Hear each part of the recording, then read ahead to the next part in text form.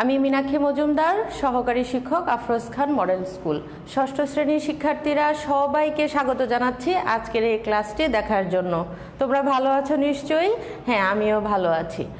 আজকে আমরা বাংলা প্রথম পত্র পড়ব। সবাই বই খাতা কলম নিয়ে নিশ্চয়ই প্রস্তুত আছো। আজকে আমরা পড়ব একটি কবিতা, এবং কবিতাটি খুবই সুন্দর একটি কবিতা।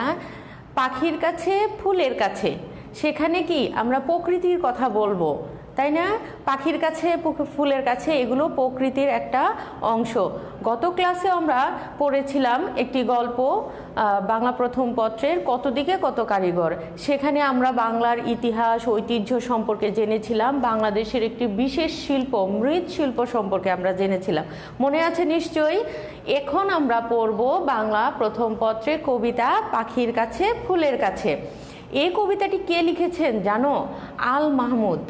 কবিতাটি লিখেছেন জনপ্রিয় একজন কবি আল মাহমুদ। চলো আগে আমরা উনার সম্পর্কে জেনে নেই, এরপর আমরা কবিতার ভেতরে চলে যাব, দেখব উনি ওখানে কি কি লিখেছেন আমাদের জন্য। চলো আমরা এবার কবি পরিচিতি হই। দেখো, আল মাহমুদ জন্মগ্রহণ করেছেন 1936 সালে ব্রাহ্মণবাড়িয়া জেলায়। কত সালে বলেছি? 1936 সালে তিনি জন্মগ্রহণ করেছেন ব্রাহ্মণবাড়িয়ায়। গ্রামের নাম হচ্ছে মোরাইল। কোথায় জন্মগ্রহণ করেছেন? ব্রাহ্মণবাড়িয়া, আমাদের থেকে খুব একটা দূরে নয়, ময়মনসিংহ থেকে। এরপর তিনি জর্জ সিক্স স্কুল থেকে প্রবেশিকা পাশ করেন। জর্জ সিক্স স্কুল, প্রবেশিকা মানে হচ্ছে কি এখন যেটাকে আমরা এসএসসি বলি, কি school certificate, secondary school certificate. এই তখনকার সময়ে আলাদা একটি পরীক্ষা হতো, প্রবেশিকা পরীক্ষা। এই প্রবেশিকা পরীক্ষায় তিনি কি পাশ করেন। এরপরে দেখো তিনি সাংবাদিকতা করতেন। এরপরে যে উনি লেখাপড়ার জীবনটা করেন, সেই লেখাপড়ার জীবনটা তোমাদের বইয়ে ওইভাবে দেওয়া নাই, শুধুমাত্র জর্জ সি স্কুল থেকে তিনি প্রবেশিকা পাশ করেন। তিনি কি করতেন? সাংবাদিকতা করতেন। আমাদের এ পর্যন্ত যতগুলো লেখক বা কবি সম্পর্কে আমরা পড়েছি, সবাই কি ছিলেন? প্রায় সাংবাদিক ছিলেন। সাংবাদিকতা পেশাটার সাথে ওনারা জড়িত থাকতেন। এরপরে দেখো, তিনি সাংবাদিকতা করতেন এবং সেই সাথে চাকরিও করতেন। দুটো পত্রিকার নাম এখানে দেওয়া আছে, গণকণ্ঠ ও কর্ণফুলী, একটি নদীর নামে। এই পত্রিকা দুটির তিনি কি ছিলেন?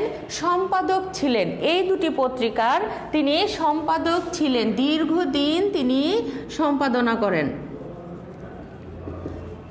এরপর আসো আমরা জেনে নেই যে তিনি কোথায় চাকরি করতেন। তিনি শিল্পকলা একাডেমিতে চাকরি করতেন। দীর্ঘদিন তিনি সেখানে কি চাকরিরত অবস্থায় ছিলেন, এবং 1995 সালে তিনি বাংলা একাডেমি থেকে, এই শিল্পকলা একাডেমি থেকে অবসর নেন। কত সালে? 1995 সালে তিনি অবসর নেন। এই চাকরি চলাকালীন অবস্থায়, সম্পাদক থাকা অবস্থায় তিনি সাহিত্যের প্রতি কি অনুরাগী হয়ে ওঠেন। তার লেখালেখি শুরু করে দেন, এবং সাহিত্যের যে অনুরাগটা ছিল, যে প্রীতিটা ছিল, সেখান থেকেই তিনি অনেকগুলো কাব্যগ্রন্থ রচনা করেন। তার বিখ্যাত বইগুলো দেখো আমি লিখেছি, সোনালী কাবিন, মায়াবী পর্দা দুলে ওঠো, এক চক্ষু হরিণ, আরও অনেকগুলো কাব্যগ্রন্থ উপন্যাস তিনি রচনা করেন। তার সবচেয়ে জনপ্রিয় যে বইটি, সেটি হচ্ছে সোনালী কাবিন। এই সোনালী কাবিনের জন্য তাকে এইভাবে যদি বলা হতো যে সোনালী কাবিনের লেখক, তাহলেই এই আল মাহমুদের নামটি চলে আসতো। তিনি এতটাই জনপ্রিয় ছিলেন এই সোনালী কাবিন বইটির জন্য। এরপর দেখো, তিনি সাহিত্যে অবদানের জন্য তাকে পুরস্কৃত করা হয়, বাংলা একাডেমি পুরস্কার ও 21 পদক পুরস্কার পেয়েছেন। তোমাদের বইয়ে ওনার মৃত্যু সালটি দেওয়া নেই, কারণ বইটি আগের সংস্করণে। তিনি 1919 সালে ফেব্রুয়ারিতে তিনি মারা যান। 15 ফেব্রুয়ারি 82 বছর বয়সে আমাদের এই সোনালী কাবিনের লেখক একটি শুক্রবারে তিনি মারা যান। সেজন্য আমি এই অপশনটি তোমাদের জন্য ফাঁকা রেখেছি। এই অপশনটি শুধুমাত্র জানার জন্য যে 2019 সালে ফেব্রুয়ারি, 15 ফেব্রুয়ারি ফেব্রুয়ারি 2019 সালে 15 ফেব্রুয়ারিতে তিনি মারা যান। কত বছর বয়সে? 82 বছর বয়সে এই লেখক আমাদের ছেড়ে চলে যান। তাহলে আমরা আল মাহমুদ সম্পর্কে জেনে নিলাম, তাই না? কবি পরিচিতি আমাদের কাছে এখন স্পষ্ট হয়ে গেল, ওনার সম্পর্কে আমরা জেনে নিলাম। এই আল মাহমুদ থেকে, কবি পরিচিতি থেকে তোমাদের যে ছোট প্রশ্নগুলো আসবে, জ্ঞানমূলক প্রশ্ন, সেখান থেকে তোমরা এখন আশা করি প্রশ্নগুলোর উত্তর দিতে পারবে। চলো আমরা আবার একটু রিভিশন দেই, তাহলে কি পড়াটা আমাদের এখানেই কি মুখস্থ হয়ে যাবে বা তোমাদের চলে আসবে, মগজে ধারণ ক্ষমতায় চলে যাবে। 1936 সালে তিনি ব্রাহ্মণবাড়িয়ায় জন্মগ্রহণ করেন। জর্জ সিক্স স্কুল থেকে তিনি প্রবেশিকা পাশ করেন, সাংবাদিকতা করেন, সেই সাথে চাকরিও করেন। গণকণ্ঠ ও কর্ণফুলী পত্রিকার তিনি সম্পাদক ছিলেন। শিল্পকলা একাডেমিতে তিনি চাকরি করেন। 1995 সালে এখান থেকে তিনি অবসর নেন। তার বিখ্যাত বইগুলো হচ্ছে সোনালী কাবিন, মায়াবী পর্দা দুলে ওঠো, এক চক্ষু হরিণ, আরও অনেক আছে, আরব্য রজনীর, রাজহাঁস ইত্যাদি। এরপরে বাংলা একাডেমি ও 21 পদক পুরস্কার পান সাহিত্যে অবদানের জন্য। আর 2020 সালে 19 সালের 15 ফেব্রুয়ারি 82 বছর বয়সে তিনি আমাদেরকে ছেড়ে চলে যান। চলো এখন আমরা কবিতাটিতে দেখি যে কবিতায় তিনি কি কি লিখেছেন, কি সম্পর্কে আমাদেরকে জানাতে চাচ্ছেন। আমরা এবার কবিতার কাছে চলে যাব। পাখির কাছে ফুলের কাছে, পাখির কাছে ফুলের কাছে। আমরা সহজে কি যেতে পারি পাখির কাছে ফুলের কাছে? না, আমরা যারা শহরে থাকি তারা সহজেই আমরা পাখির কাছে ফুলের কাছে যেতে পারি না। তবে হ্যাঁ, আমাদের ছাদ বাগানে কি করি, ছোট ছোট গাছ লাগাই, টবে গাছ লাগাই, সেখানে আমরা ফুল দেখতে পারি। আর ভোরবেলা কিছু পাখি কিচিরমিচির করে, সেগুলো আমরা শুনতে পারি, তাই না? এছাড়া আমাদের কাছে কি আর কোনো উপায় নেই পাখির কাছে ফুলের কাছে যাওয়ার জন্য। তোমরা নিশ্চয়ই বইটি খুলেছ, এবার আমার সাথে তোমরা কবিতার লাইনগুলো মিলিয়ে দেখো, তাহলে কবিতাটা আমরা ভালো করে আত্মস্থ করতে পারবো আর আমরা জানতে পারবো যে কবি আমাদের জন্য আজকে কি উপস্থাপন করেছেন। দেখো লিখেছেন কি, পাখির কাছে ফুলের কাছে। আল মাহমুদ। নারকেলের ওই লম্বা মাথায় হঠাৎ দেখি কাল, ডাবের মতো চাঁদ উঠেছে ঠান্ডা গোলগাল। ছিটকিনিটা আস্তে খুলে যে পেরুলাম ঘর, ঝিম ধরা এই মস্ত শহর কাঁপছিল থর থর। মিনারটাকে দেখছি যেন লাল পাথরে, দেখছি যেন দাঁড়িয়ে আছেন কেউ। পাথর ঘাটার গির্জাটা কি লাল পাথরের ঢেউ। দরগাতলা পার হয়ে যেই মোড় ফিরেছি বায়, কোত্থেকে এক উটকো পাহাড় ডাক দিল আয়। পাহাড়টাকে হাত বুলিয়ে লাল দিঘির ওই পার, এগিয়ে দেখি জোনাকিদের বসেছে দরবার। আমায় দেখে কলকলিয়ে দিঘির কালো জল, বলল এসো আমরা সবাই না ঘুমোনোর দল। পকেট থেকে খোলো তোমার পদ্মলেখার ভাঁজ, রক্তজবার ঝোপের কাছে কাব্য হবে আজ। দিঘির কথায় উঠল হেসে ফুল পাখিরা সব, কাব্য হবে কাব্য হবে জুড়ল কলরব। কি আর করি পকেট থেকে খুলে ছড়ার বই, পাখির কাছে ফুলের কাছে মনের কথা কই। কি বুঝলে তোমরা কবিতায়? পাখির কাছে ফুলের কাছে কবি কেন গিয়েছেন? গিয়েছেন ওনার মনের কথাগুলো বলার জন্য। যে কথাগুলো তিনি কাউকে বলতে পারছিলেন না, সে কথাগুলো তিনি কার কাছে বলতে গিয়েছেন? প্রকৃতির কাছে, প্রকৃতির সান্নিধ্যে গিয়েছেন। আসলে এখানে কবি কি বোঝাতে চেয়েছেন জানো? প্রত্যেকটি কথায় প্রকৃতির উপাদানকে ব্যবহার করে তিনি প্রকৃতির প্রতি যে মমত্ব বোধ, প্রকৃতির যে নিঃস্বর্গ প্রেম, সেটাই তিনি এখানে এই কবিতায় বোঝাতে চেয়েছেন। কবি প্রকৃতিকে ভালোবাসেন, আর এই ভালোবাসেন বলেই প্রকৃতিকে তার কবিতায় নিয়ে এসেছেন। দেখো এই কবিতাটির দুটো অংশ আছে। প্রথমে একটি অংশ যেখানে 8টি লাইন আছে, 8টি লাইনে তিনি একটি কথা বোঝাতে চেয়েছেন। পরবর্তীতে 10টি লাইনে এখানে তিনি অন্য আরও কিছু কথা বলতে চেয়েছেন। প্রথম অংশে দেখো তিনি প্রকৃতির বিভিন্ন উপাদানগুলো নিয়ে এসেছেন। নারকেল গাছের কথা বলেছেন, তারপরে কি বলেছেন, মিনারটার কথা বলেছেন, দরগাতলা পার হয়েছেন, পাহাড়ের কথা বলেছেন। এই কথাগুলো সবগুলোই কি প্রকৃতিকে ভালোবাসেন বলেই তিনি কি এই কথাগুলো বলেছেন। আমরা কবিতার প্রথম অংশটাতে দেখব তিনি কি লিখেছেন। তোমরা একটু খাতা কলম খুলে লিখে নাও কবিতার প্রথম অংশে কবি কি বলেছেন। পুরো কবিতাটাই তিনি প্রকৃতির কথা বলেছেন, তবে প্রথম অংশে তিনি বলেছেন পল্লী প্রকৃতির বিচিত্র রূপের কথা। পল্লী প্রকৃতির, তোমরা দ্রুত খাতায় লিখে নাও, তাহলে কবিতাটির মূল ভাব তোমরা খুঁজে বের করতে পারবে বা উপলব্ধি করতে পারবে। বিচিত্র রূপ সযত্নে তিনি বর্ণনা করেছেন।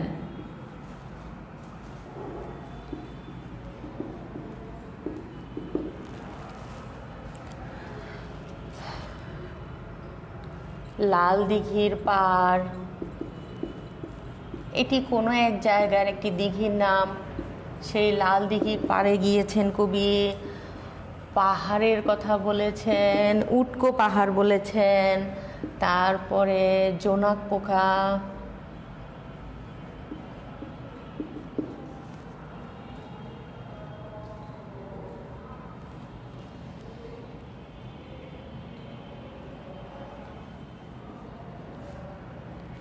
সব কিছুই দেখো প্রকৃতির কথা বলছে।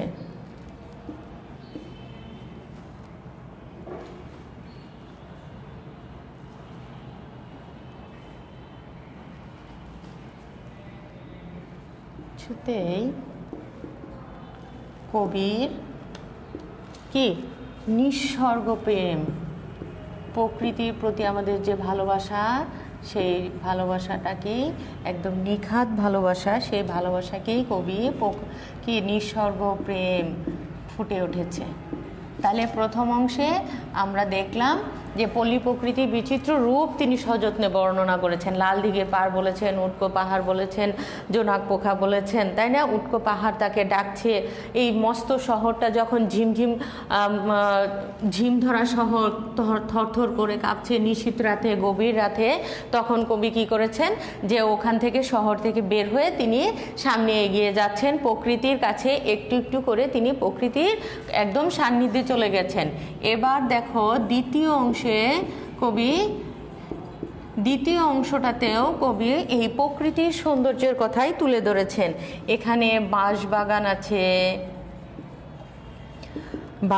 আছে, তারপরে জোনাক পোকারা কি আলো জেলে ঘুরে বেড়াচ্ছে, জোনাক পোকার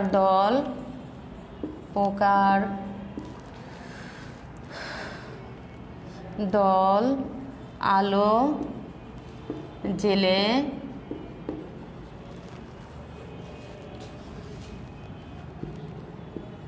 ঘুরে বেড়ানো, তারপরে রক্ত জবার ঝোপ,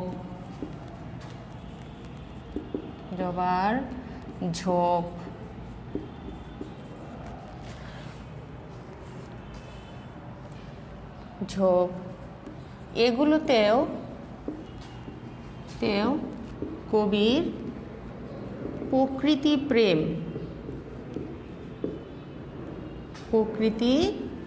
প্রেমের বহিঃপ্রকাশ ঘটেছে। কবি এই কবিতার দুটো অংশেই তিনি প্রকৃতির প্রেমের কথাই বলেছেন, একটি একটি করে। মানে তিনি পাহাড়, লাল দিঘির পাহাড়, রক্তজবার ঝোপের পাশে যাচ্ছেন, নারকেল গাছের দিকে তাকাচ্ছেন, এই সবগুলো প্রকৃতির যে উপাদানগুলো, এই সব কিছুর ভেতরেই তিনি বারবার কি নিঃস্বর্গ প্রেমটাই প্রকাশ করার চেষ্টা করেছেন। তার প্রকৃতি প্রেমের বহিঃপ্রকাশটাই হচ্ছে এটা, কিভাবে তিনি প্রকৃতির ভেতরে একটু একটু করে চলে যাচ্ছেন। তবে দেখো এই প্রকৃতির উপাদানগুলোকে কিভাবে প্রকাশ করছেন তিনি একটু ভিন্নভাবে। তিনি একটু ভিন্নভাবে এই প্রকৃতির দিকে যাচ্ছেন। আসলে এই কবিতাটায় আমরা প্রকৃতির যে উপাদানগুলো পাই সেগুলো ঠিক রেখেই তিনি একটু ভিন্নভাবে প্রকৃতিকে আবিষ্কার করছেন। যে মিনারটাকে উঁচু একটা পাহাড় মনে হচ্ছে, পাহাড়টাকে তিনি উটকো পাহাড় বলছেন। তারপরে দিঘির কালো জল কলকলিয়ে হেসে উঠছে। এই যে তিনি ভিন্নভাবে প্রকৃতির উপাদানগুলোকে প্রকাশ করছেন, মূলত তিনি চিরচেনা প্রকৃতিটাকে একটু ভিন্নভাবে সাজিয়ে আমাদের সামনে উপস্থাপন করেছেন। তাহলে পুরো কবিতাটায় আমরা যেটা বুঝতে পারি, মূল কবিতাটা সেটা হচ্ছে কবি প্রকৃতি চিরচেনা আমাদের এই প্রকৃতিকে কি করেছেন, এক নতুন রূপে আবিষ্কার করেছেন, তাই না? ওনার নিজের মনের মাধুরী দিয়ে তিনি নতুন রূপে প্রকৃতিকে আবিষ্কার করেছেন। আমরা যেটা দেখি না, সচরাচর সাধারণ চোখে আমরা যেটা দেখতে পারি না। চিরচেনা প্রকৃতিকে, যে প্রকৃতিটা আমাদের সবারই চেনা, চিরচেনা প্রকৃতিকে দেখো তিনি একটু ভিন্নভাবে সাজিয়েছেন। প্রকৃতিকে একটু ভিন্নভাবে সাজিয়েছেন। অন্যান্য কবিরা দিনের বেলায় প্রাকৃতিক সৌন্দর্যটাকে তুলে ধরে, তিনি রাতের বেলা সেই প্রকৃতির সৌন্দর্যটাকে সাজিয়ে তুলেছেন। প্রকৃতিকে একটু ভিন্নভাবে সাজিয়েছেন এবং প্রকৃতি তাকে আহ্বান করছে।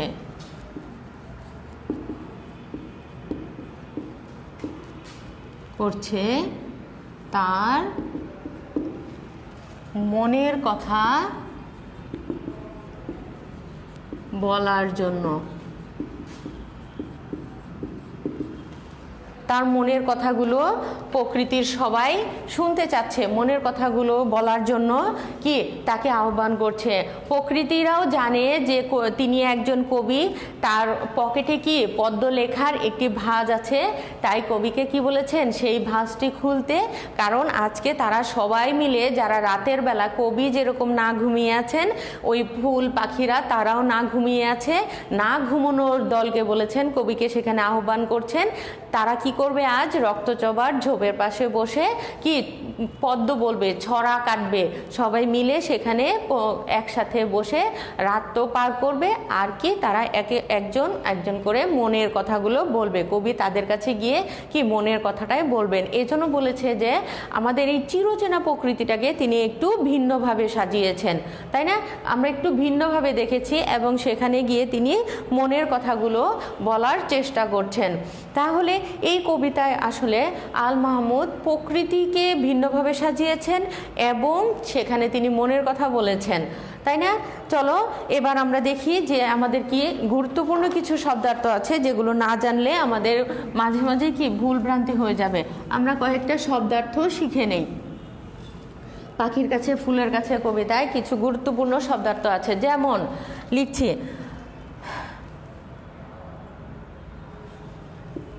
গির্জা, পাথরঘাটার একটা জায়গার নাম, সেখানকার যে গির্জাটা আছে সেই গির্জার কথা বলেছেন। গির্জা কি? খ্রিস্টানদের উপাসনালয়। গির্জা হচ্ছে খ্রিস্টানদের উপাসনালয়।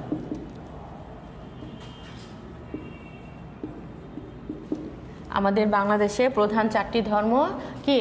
হিন্দু, মুসলিম, বৌদ্ধ, খ্রিস্টান। সেই খ্রিস্টানদের যে উপাসনালয়, সেই উপাসনালয়ের নাম হচ্ছে গির্জা। আর মুসলমানদের যে উপাসনালয় সেটার নাম হচ্ছে মসজিদ, হিন্দুদের হচ্ছে কি মন্দির, আর বৌদ্ধদের হচ্ছে প্যাগোডা। তাহলে আমরা জানলাম গির্জা হচ্ছে খ্রিস্টানদের উপাসনালয়। তারপরে দেখো দরবার, দরবার জোনাকিরা দরবার বসিয়েছে। দরবার হচ্ছে রাজসভা, রাজসভা। কিন্তু এখানে এই কবিতায় কবি আনন্দ আসর অর্থে বুঝিয়েছেন। এখানে কবি কি বুঝিয়েছেন? এটি একটি আনন্দ আসর, সবাই মিলে আনন্দ করবে। আসর অর্থেই কবি এখানে ব্যবহার করেছেন, ব্যবহৃত হয়েছে। তাহলে আমি যদি তোমাকে প্রশ্ন করি যে দরবার শব্দটি পাখির কাছে ফুলের কাছে কবিতায় কি অর্থে ব্যবহৃত হয়েছে, তখন উত্তরটা কি হবে? আনন্দ আসর, কারণ এখানে সবাই মিলে কি করছে? আনন্দ করছে।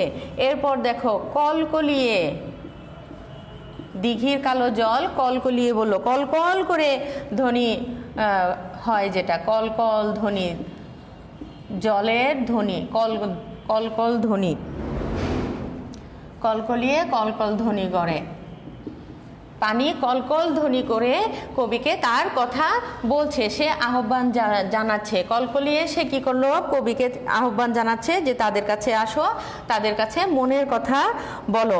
এরপর দেখো কলরব, কলরব মানে হচ্ছে কোলাহল, কোলাহল। কাব্য হবে, কাব্য হবে, সবাই কি কলরব শুরু করে দিয়েছিল, তাই না? সবাই কোলাহল করছিল যে আজকে কি হবে? কাব্য হবে, কাব্য হবে। এরপর দেখো মিনার, মিনার, মিনার হচ্ছে মসজিদের উঁচু স্তম্ভ, মসজিদের উঁচু স্তম্ভ, মসজিদের সবার উপরে উঁচু যে জায়গাটা দেখা যায় দূর থেকে, সেটাকে কি বলে? মসজিদের উঁচু স্তম্ভ। তাহলে আমরা কতগুলো শব্দার্থ শিখে নিলাম। গির্জা হচ্ছে খ্রিস্টানদের উপাসনালয়, আর দরবার হচ্ছে রাজসভা, কিন্তু এই কবিতায় আনন্দ আসর অর্থে ব্যবহৃত হয়েছে। কি অর্থে? আনন্দ আসর। তারপর কলকলিয়ে কলকল ধ্বনি করে, কলরব, কোলাহল, মিনার, মসজিদের উঁচু স্তম্ভ। আমরা তাহলে কতগুলো কি শব্দার্থ আজকে শিখে ফেললাম। এবার আমরা যাব বহু নির্বাচনী অংশে, এবং আজকে আমরা একটি বহু নির্বাচনী অংশ দেখব যে উচ্চতর দক্ষতার যে প্রশ্নগুলো হয় তোমাদেরকে একটু ঘাবড়িয়ে দেয়, সেই উচ্চতর দক্ষতার দুটি প্রশ্ন আমি তোমাদেরকে দেখাবো কিভাবে ওই প্রশ্নগুলোর আনসার করতে হবে। এই উচ্চতর দক্ষতার প্রশ্নগুলোর ক্ষেত্রে দেখা যায় ছোট্ট 2 লাইনের একটি অনুচ্ছেদ দেওয়া থাকে, অথবা কবিতা দেওয়া থাকে, অথবা কি কোনো একটা চিত্র দেওয়া থাকে, একটি তথ্যচিত্র থাকে, কোনো একটা স্তম্ভ থাকে, সেখান থেকে তোমাকে কবিতার মূল ভাবের সাথে কবিতাটিকে মাথায় রেখে এবং ওই অনুচ্ছেদটিকে একত্র করে তারপর তোমাকে সঠিক উত্তরটা নির্বাচন করতে হয়। এইরকম একটি অনুচ্ছেদ আমি তোমাদেরকে এখন দেব, ছোট্ট 2 লাইনের, এবং সেখান থেকে তোমাদেরকে কি প্রশ্নের উত্তর দিতে হবে। তোমরা সবাই খাতায় লিখে নাও। পরীক্ষার মাঝখানে এইরকম কিছু প্রশ্ন থাকে যে নিচের উদ্দীপকটি পড়ে, নিচের উদ্দীপকটি পড়ে 1 ও 2 নং প্রশ্নের উত্তর দাও। তোমরা সবাই খাতায় এই অনুচ্ছেদটি উঠিয়ে নাও, তারপরে অনুচ্ছেদটি পড়বে এবং লিখবে। দেখো আমি লিখছি, কলেজের শিক্ষা সফরে রুমা বন্ধুদের সাথে এক জায়গায় বেড়াতে গেল, বান্দরবানে বেড়াতে গেল। কলেজ থেকে শিক্ষা সফরে রুমা বন্ধুদের সাথে কোথায় গেল? বান্দরবানে বেড়াতে গেল। বন্ধুদের সাথে বান্দরবানে বেড়াতে গেল। সেখানে কি এখানকার মানে বান্দরবানের বড় বড় পাহাড় ও সৌন্দর্য রুমাকে বিমোহিত করে, রুমাকে বিমোহিত করে। সে ওখানকার সৌন্দর্যে মুগ্ধ হয়ে যায়, বিমোহিত হয়ে যায়, বিমোহিত করে। প্রকৃতির এ নিঃসর্গের মাঝে, প্রকৃতির এ নিঃসর্গের মাঝে রুমার হারিয়ে যেতে ইচ্ছে করে, হারিয়ে যেতে ইচ্ছে করে। এই হারিয়ে যাওয়া মানে কি একেবারে হারিয়ে যাওয়া না, এখানে মিশে যেতে ইচ্ছে করে। আমাদের এই বাস্তব জগৎ থেকে কল্পনার জগতে চলে যেতে সাহায্য করে আমাদের এই প্রকৃতি। নিসর্গের মাঝে রুমার হারিয়ে যেতে ইচ্ছে করে। এখন এই উদ্দীপক থেকে তোমাকে যে প্রশ্নটি করা হবে, দেখো 1 নং প্রশ্ন লিখছি যে উদ্দীপকটি তোমার পাঠ্য বইয়ের কোন কবিতাকে সমর্থন করে।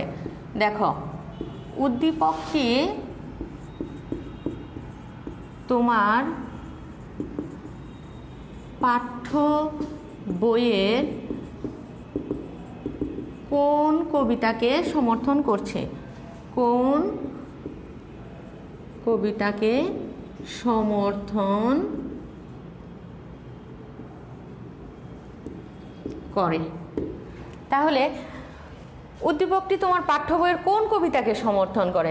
তুমি যখন তোমার বইয়ের পঠিত কবিতাগুলো সবগুলোর কথা চিন্তা করবে যে সবগুলো কথা কবিতার ভিতরে এই রুমা যে বান্দরবানে গেল, পাহাড়ের সৌন্দর্য সে বিমোহিত হয়ে গেল, প্রকৃতির সৌন্দর্যে বিমোহিত হয়ে গেল, এই অনুচ্ছেদে তোমাকে শব্দগুলো থেকেই খুঁজে নিতে হবে যে কোন কবিতার মাঝে আমার এই শব্দগুলো আছে। যেমন এই পাহাড় শব্দটি আমার কি পাখির কাছে ফুলের কাছে কবিতার ভেতরে আছে, এবং কবি প্রকৃতির সৌন্দর্যের কথা বলেছেন, আনন্দের কথা বলেছেন, তাদের সাথে মিশে যাওয়ার কথা বলেছেন।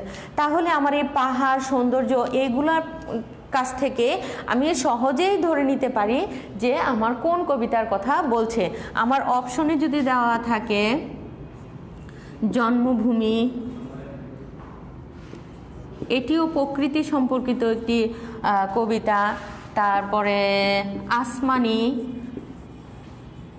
এটিও একটি কি গ্রামীণ কবিতায় এক গ্রামের এক মেয়েকে নিয়ে লেখা। ঝিঙে ফুল, ঝিঙে ফুল কাজী নজরুল ইসলামের লেখা। এখন দেখো এই 3টি অপশনের ভিতরে সবগুলোতে প্রকৃতির কথা থাকলেও, পল্লীর কথা থাকলেও, ঝিঙে ফুল প্রকৃতি ফুলের কথা বলছে, এই ফুলের কথা বলছে, কিন্তু এই উদ্দীপকে কিন্তু আমার কোথাও ফুলের কথা নেই।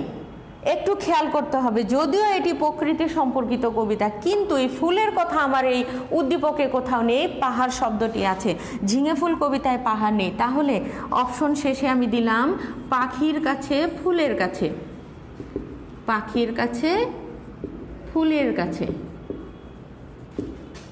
ফুলের কাছে। তাহলে দেখো শেষ অপশনটি আমার এটি, এই অপশনটার সাথে আমার এই উদ্দীপকটি কি মিলে যায়, অনুচ্ছেদটি মিলে যায়, তাই আমার উত্তর হবে কোনটি, পাখির কাছে ফুলের কাছে। বাকি উত্তরগুলো হবে না। আমাকে উত্তর নির্বাচনের ক্ষেত্রে একদম নিখুঁত যে অপশনটি আছে সেটিকেই নির্বাচন করতে হবে। একটু মোটা দাগে যেটা উত্তর হয়ে যাক না কেন সেটার কথা চিন্তা করলে হবে না, আমাকে নিখুঁতভাবে চিন্তা করতে হবে যেন একদম কি উদ্দীপকের কাছাকাছি উত্তরটা চলে যায়। তাহলে আমরা এটার উত্তরটা পেলাম পাখির কাছে ফুলের কাছে। এরপর দেখো আমি দ্বিতীয় প্রশ্নটি কি লিখছি। এই উদ্দীপক থেকেই আমি এবার দ্বিতীয় প্রশ্নটি লিখব। তোমরা সবাই দ্বিতীয় প্রশ্নটি লিখে নাও। দেখো কি লিখছি, রুমার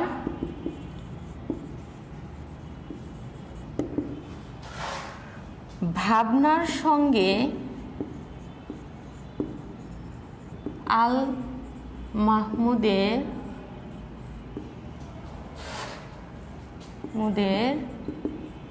কোন ভাবনার মিল রয়েছে। এজন্য আমরা প্রথমে কবি পরিচিতি পড়ে নেই এবং প্রকৃতির কবিতার মূল ভাবটি আমরা আগে জেনে নিই। তাহলে কি বলেছে, রুমার ভাবনার সঙ্গে আল মাহমুদের কোন ভাবনার মিল রয়েছে। তাহলে আমাদের এই ভাবনার মিলটাকে খুঁজে বের করতে হবে উদ্দীপকের সাথে। এই উদ্দীপকের কবি পরিচিতি আমাদের জানা নেই, কিন্তু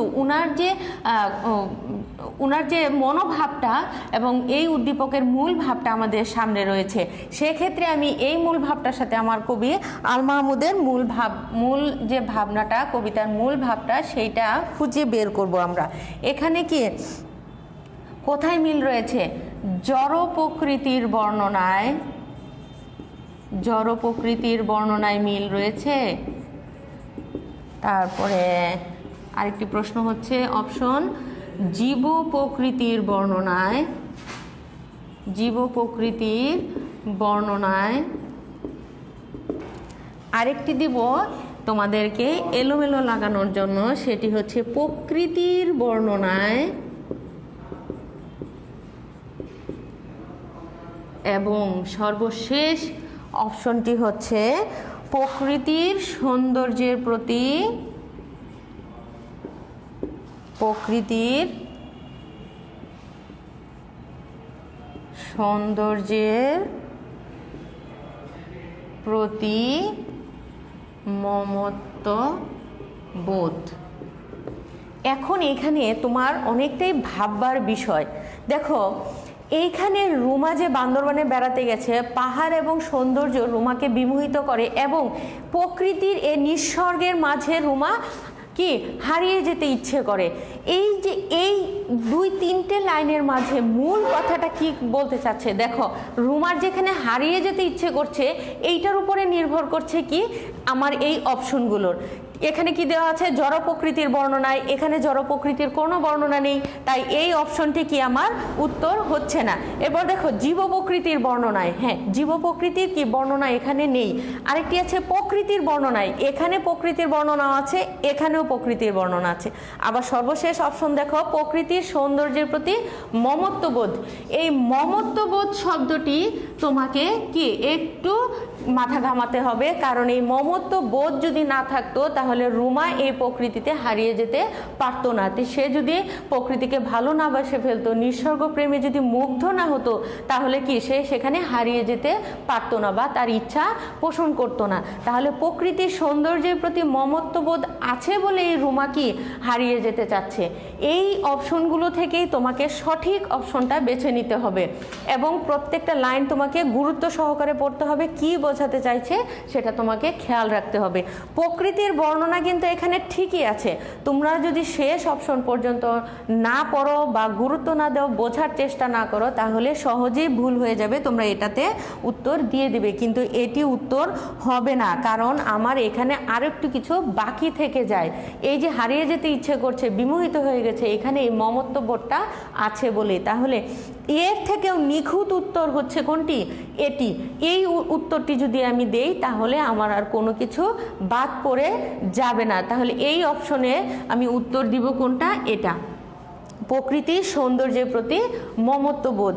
তোমাদেরকে এখানে কি বলেছি, উচ্চতর দক্ষতা। তোমাদেরকে কবিতাটি পড়ে তোমরা যে আত্মস্থ করলে, তোমাদের যে মূল্যবোধটা তৈরি হলো, সেইটা তোমাকে কি এইখানে এসে কাজে লাগাতে হবে। তোমাকে পুরো কবিতাটি তোমাকে মাথায় রাখতে হবে, কবি পরিচিতিটা তোমাকে মাথায় রাখতে হবে, কবি কি বোঝাতে চাইছেন সেটা মাথায় রাখতে হবে, এবং একই সাথে তোমার এই উদ্দীপকটা কি বলছে, প্রত্যেকটি শব্দ, প্রত্যেকটি লাইন তোমাকে এবং মূল ভাবটা তোমাকে মাথায় রেখেই তোমাকে এই প্রশ্নগুলোর উত্তর দিতে হবে। তোমরা বাসায় আরো ভালো করে প্র্যাকটিস করবে, তাহলে প্রশ্নগুলোর উত্তর ভুল হবে না। আজকে যেরকম কঠিন মনে হচ্ছে, বারবার যখন তুমি এগুলোকে প্রয়োগ করবে তখন আর ততটা কঠিন মনে হবে না। কবিতা যাই হোক না কেন, কবি যে কেউ হোক না কেন, তোমাকে ভালো করে এই জায়গাটাকে খেয়াল রাখতে হবে, তাহলে তোমার এই প্রশ্নের উত্তরগুলো সঠিকভাবে দেওয়া সম্ভব। আশা করি তোমরা বাসায় ভালো করে প্র্যাকটিস করবে, আবারও কবিতাটা পড়বে। আজকে আমরা যেটা পড়লাম পাখির কাছে ফুলের কাছে, সেই কবিতাটি পড়বে, তাহলে তোমাদের কি বুঝতে সুবিধা হবে, এবং এই উদ্দীপকটা আবারও পড়বে, পড়ে এই প্রশ্নগুলো উত্তর দেওয়ার চেষ্টা করবে। তোমাদের এটাই বাড়ি কাজ থাকবে যে কি এই কবিতাটি আবার আমাকে পড়তে হবে। আমি বাড়ি কাজটা লিখে দিচ্ছি এবং কবিতাটির মূল ভাব তোমরা খুঁজে বের করবে। তাহলে তোমাদের হোমওয়ার্ক দিচ্ছি, তোমরা হোমওয়ার্কটা লিখে নাও। হোমওয়ার্ক হচ্ছে পাখির কাছে ফুলের কাছে কবিতার মূল ভাব। পাখির কাছে ফুলের কাছে, এটি কিন্তু আল মাহমুদের একটি বিখ্যাত কাব্যগ্রন্থ। সেই কাব্যগ্রন্থ থেকে একটি কবিতা নেওয়া হয়েছে, পাখির কাছে ফুলের কাছে। কবিতাটির মূল ভাব লিখো। তোমরা বারবার কবিতাটি বাসায় পড়বে, তাহলে তোমাদের মূল যে কবিতার মর্ম অর্থটা তোমরা সেটা অনুধাবন করতে পারবে এবং মূল ভাবটা তোমরা 5-6 লাইনের মাঝেই লিখে ফেলবে। আশা করি আজকের ক্লাসটি তোমাদের ভালো লেগেছে এবং একটি কঠিন বিষয় তোমাদেরকে আজকে বোঝানোর চেষ্টা করেছি। বারবার পড়লে এই কঠিনটা আর কঠিন থাকবে না, সহজ হয়ে যাবে, তাই না? তোমরা সবাই বাসায় থাকো, নিরাপদে থাকো, কোনো কারণবশত তোমরা বাসার বাইরে যাবে না। আবার দেখা হবে তোমাদের সাথে